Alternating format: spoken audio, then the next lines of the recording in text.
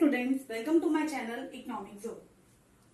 आज हम करने जा रहे हैं class 12 macro economics basic concepts को आगे continue. So our next topic is types of goods produced in economy. ठीक है, ये आपका मैक्रो इकोनॉमिक्स का टॉपिक है। लास्ट हमने किया था बेसिक्स कॉन्सेप्ट। बेसिक कॉन्सेप्ट्स में हमने फर्स्ट किया था एग्रीगेट्स, जहां पर हमने पढ़ा था aggregate consumption, aggregate production, aggregate investment, aggregate demand and aggregate supply. और आज हम करेंगे हमारा next topic type of goods. So types of goods are basically categorised into 4 types. First one is final goods, second one is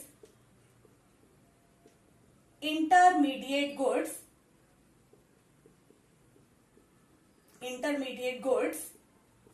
third good is consumption goods,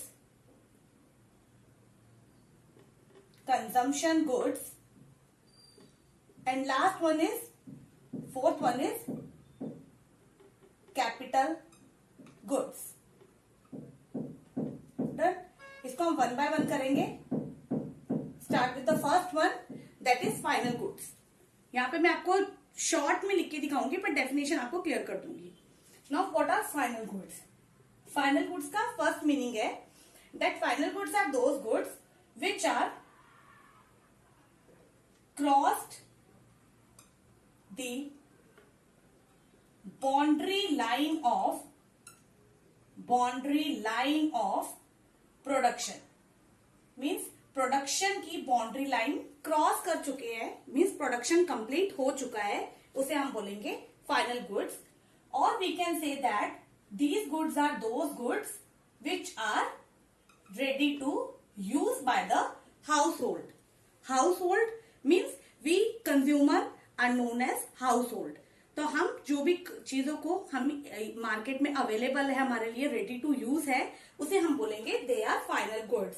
for example, हम market से कुछ भी खरीद के लेकर आते हैं। फॉर एग्जाम्पल, शूज खरीद के लेकर आया एक हाउस होल्ड, तो shoes used by the household are called final goods. ठीक है, ट्रैक्टर खरीद के लेकर आया कोई फार्मर फार्मिंग के लिए, तो tractors are used by the farmer is called या is known as या it is categorized as final goods. Done. Then come to the next one, intermediate goods. अब intermediate goods कौन से goods होते हैं? which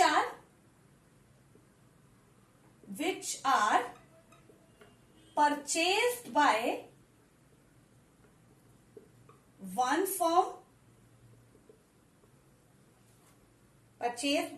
firm from the other for resale। ठीक है, और हम इसे बोल सकते हैं और used as raw material। Done. Raw material के लिए यूज कर रहा है किस प्रोसेस में? इन the process of production. Production करने के लिए अगर कोई भी प्रोड्यूसर गुड्स को परचेज कर रहा है, एक मतलब खुद firm from the other for resale, और यूज कर रहा है एज रॉ मटेरियल, तो उन गुड्स को हम बोलते हैं intermediate goods. For example like cotton used in the process of making clothes, wood used in the production of furniture. So these are the intermediate goods. इनको हम फर्दर आगे जाके और पढ़ेंगे दैट फाइनल और इंटरमीडिएट में डिफरेंस क्या होता है। जनरली इसका मीनिंग इतना ही है कि फाइनल गुड्स वो होते हैं जो प्रोडक्शन कंप्लीट कर चुके होते हैं, बाउंड्री लाइन को क्रॉस कर चुके होते हैं एंड रेडी टू यूज होते हैं, जो हमें मार्केट में चीजें अवेलेबल होती है और हम उसको यूज कर लेते हैं। ठीक है, और इंटरमीडिएट गुड्स वो होते हैं जो प्रोड्यूसर परचेज करता है फ्रॉम अदर, जो भी अदर प्रोड्यूसर फॉर रीसेल, उस चीज को बेचने के लिए। And these are used as raw material in the process of production. तो जैसे इसमें एग्जांपल मैंने बोला कॉटन, अगर हम कॉटन को परचेज करते हैं, और अगर हम घर में मंदिर में उसको यूज करते हैं, दिया जलाते हैं, तो वो हमारे लिए फाइनल गुड बन जाएगा।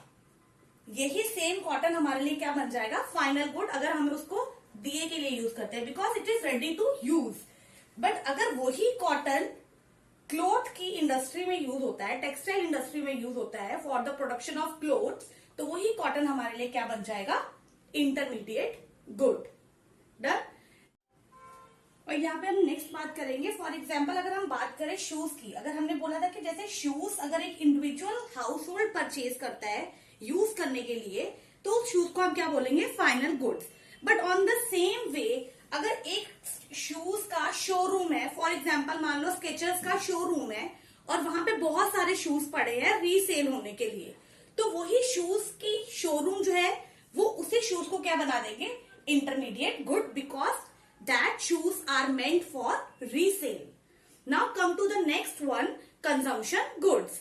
कंजम्पशन गुड्स क्या होते हैं, consumption goods are those goods which are directly used by the consumer, for the satisfaction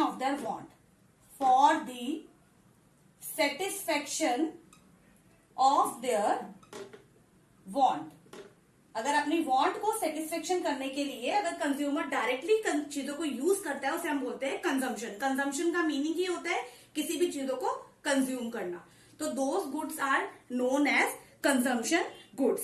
अब यहाँ पे भी जो भी आप चीजें कुछ भी खरीद के लेकर आते हो, फॉर एग्जाम्पल मिल्क लेकर आते हो, जो भी आप चीजें कंज्यूम करने के लिए लेकर आते हो, आइसक्रीम लेकर आते हो, तो उन सबको हम क्या बोलेंगे, कौन से गुड्स है, consumption goods. Now what are capital goods. ना कैपिटल गुड्स नाम से ही कंजम्पशन का मीनिंग होता है जो यूज करते हैं बाय कंज्यूमर्स, ठीक है। Capital goods are those goods which are used by the producers, ठीक है, कैपिटल गुड्स। अब कैपिटल गुड्स की डेफिनेशन क्या है, दीज आर फिक्स्ड एसेट्स, ठीक है, fixed assets of the producer and are repeatedly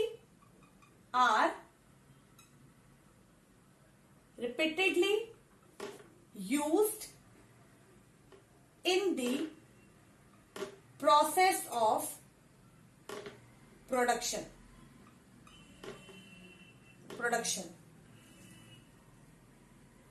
These are durable goods. In goods को हम बोलते हैं ड्यूरेबल गुड्स। अब जो प्रोड्यूसर यूज कर रहा है, प्रोड्यूसर कैसे गुड्स को यूज कर रहा है, जैसे उसका एक प्लांट है, प्लांट में वो क्या चीजें यूज करता है, लाइक मशीनरी, लाइक जो भी छोटे छोटे कोई भी टूल्स यूज कर रहा है, तो उस तरीके से जो फिक्स्ड एसेट्स है जो बार बार आप चेंज नहीं करते हो, रिपीटेडली यूज करते हो इन द प्रोसेस ऑफ प्रोडक्शन, उनको हम बोलते हैं capital goods. Okay, these are durable goods and these are goods which are used by the producer goods. ये टॉपिक कंप्लीट करने से पहले मैं यहां पर आपको एक नोट देना चाहूंगी, दैट इज, ध्यान से नोट पढ़ना कि मैं नोट में क्या लिखने वाली हूं, that will clear the today's topic, that all machines are not capital goods। ध्यान से पढ़ना मैं क्या लिख रही हूं, all machines are not capital goods, all capital goods are producer goods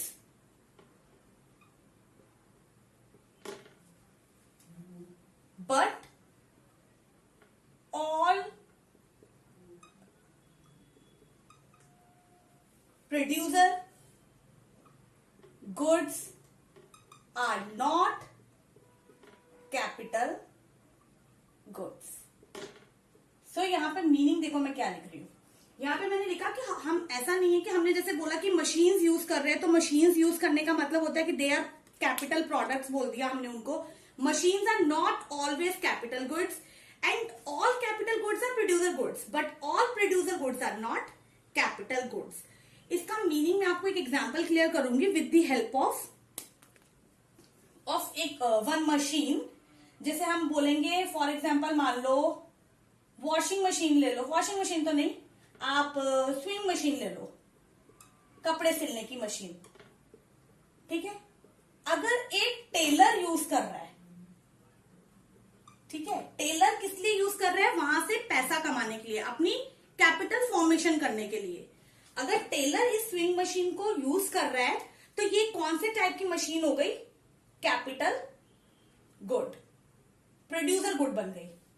but एक अगर हाउस होल्ड यूज कर रहा है स्विंग मशीन को घर में कपड़े सिलने के लिए तो वो क्या हो जाएगी, कंज्यूमर गुड बन जाएगी, ठीक है। तो इसलिए हमने बोला कि कोई भी मशीन ऑलवेज कैपिटल गुड्स नहीं होती है बट ऑल कैपिटल गुड्स जितनी भी होती हैं वो क्या होती हैं, प्रोड्यूसर गुड है। अगर यहां पे ये कैपिटल गुड है तो it means it is a producer good but all producer goods are not capital good. Thank you and have a nice day.